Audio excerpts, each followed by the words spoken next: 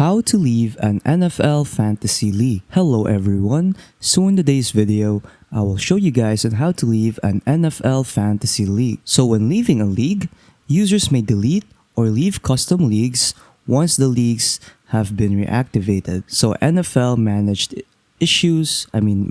leagues do not carry over year to year. So to leave a league before the draft, use delete team in league notes in the desktop site's league tab. So league notes are just below the big picture in the main league page in the browser on a desktop. So to delete an entire league as a commissioner, use delete league in the desktop site's Manage tab. So visit m.fantasy.nfl.com to access the desktop site on mobile. Click on your league, press the three lines to the top left, and then hit full site on the bottom right. Note, you cannot leave a league via the app. So you cannot leave a league if you're using the app version. Users cannot quit after the draft, even those who did live drafts on accident, as doing so would negatively and unfairly impact the league's other participants. So users may turn off alerts, join other leagues,